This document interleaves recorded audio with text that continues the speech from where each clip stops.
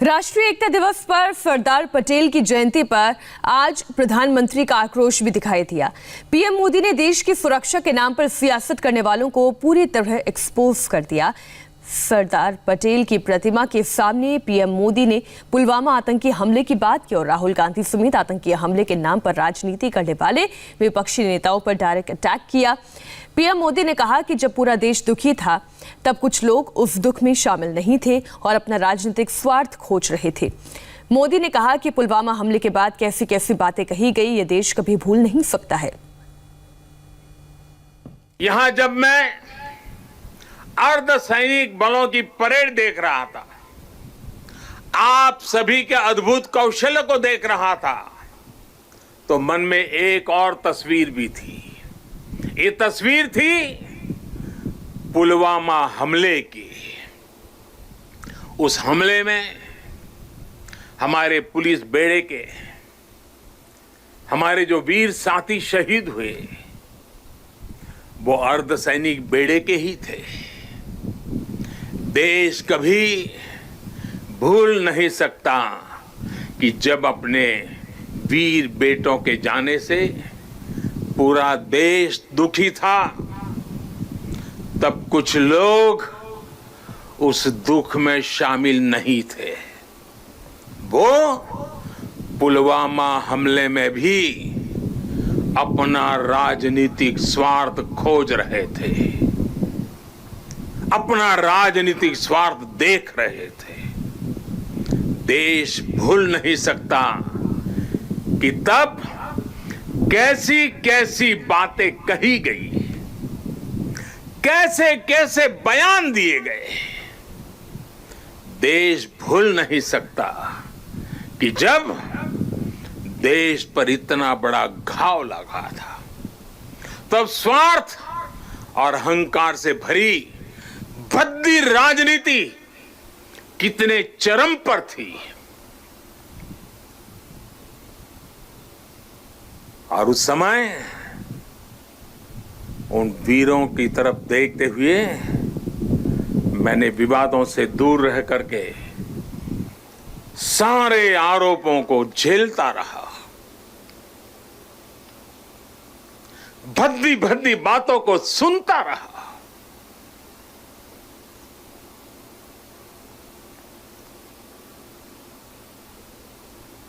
मेरे दिल पर वीर शहीदों का गहरा घाव था, लेकिन पिछले दिनों पड़ोसी देश से जो खबरें आई है, जिस प्रकार वहां की संसद में सत्य स्वीकारा गया है, उसने इन लोगों के असली चेहरों को देश के सामने ला दिया है। अपने निहित स्वार्थ के लिए, राजनीतिक स्वार्थ के लिए ये लोग किस हद तक जा सकते हैं। पुलवामा हमले के बाद की गई राजनीति इसका बहुत बड़ा उदाहरण है। मैं ऐसे राजनीतिक दलों से, ऐसे लोगों से आग्रह करूंगा, और आज के समय में जरा विशेष आग्रह करूंगा, और सरदार साहब के प्रति अगर आपकी श्रद्धा है तो इस महापुरुष की इस विराट प्रतिमा के सामने से आपको आग्रह करूंगा कि देश हित में, देश की सुरक्षा के हित में, हमारे सुरक्षा बलों के मनोबल के लिए कृपा करके ऐसी राजनीति न करें, ऐसी चीजों से बचें।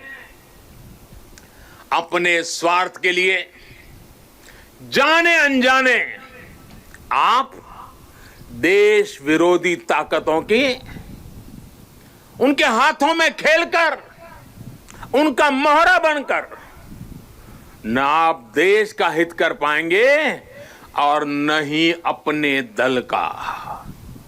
साथियों, हमें ये हमेशा याद रखना है कि हम सभी के लिए अगर सर्वोच्च कोई बात है तो वो है सर्वोच्च हित, देश हित। सर्वोच्च हित, देश हित। जब हम सबका हित सोचेंगे तभी हमारी भी प्रगति होगी, तभी हमारी भी उन्नति होगी। सरदार पटेल को नमन करने के बाद प्रधानमंत्री मोदी ने फ्रांस में हुए आतंकी हमले के बाद कट्टरता फैलाने वालों पर भी हमला बोला। मोदी ने कहा कि जो आतंकवाद के साथ खड़े हैं वो दुनिया के लिए खतरा है। प्रगति के इन प्रयासों के बीच कई ऐसी चुनौतियां भी हैं जिसका सामना आज भारत और पूरा विश्व कर रहा है।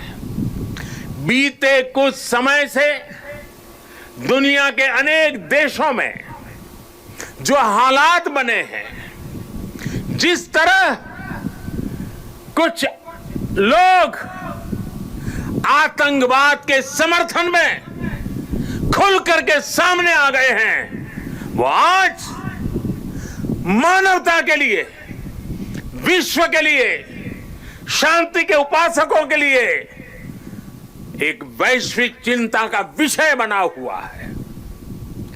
आज के माहौल में दुनिया के सभी देशों को, सभी सरकारों को, सभी पंथों को आतंकवाद के खिलाफ एकजुट होने की सबसे ज्यादा जरूरत है। शांति, भाईचारा और परस्पर आदर का भाव ही मानवता की सच्ची पहचान है। शांति, एकता और सद्भाव वही उसका मार्ग है। आतंकवाद, हिंसा से कभी भी किसी का कल्याण नहीं हो सकता। भारत तो पिछले कई दशकों से आतंकवाद का भुक्तभोगी रहा है, पीड़ित रहा है। भारत ने अपने हजारों वीर जवानों को खोया है, अपने हजारों निर्दोष नागरिकों को खोया है, अनेक माताओं के लाल खोए हैं, अनेक बहनों के भाई खोए हैं। आतंकी पीड़ा को भारत भली भांति जानता है। भारत ने आतंकवाद को हमेशा अपनी एकता से, अपनी दृढ़ इच्छा शक्ति से जवाब दिया है। आज पूरे विश्व को भी एकजुट होकर हर उस ताकत को हराना है जो आतंक के साथ है, जो आतंकवाद को बढ़ावा दे रही है।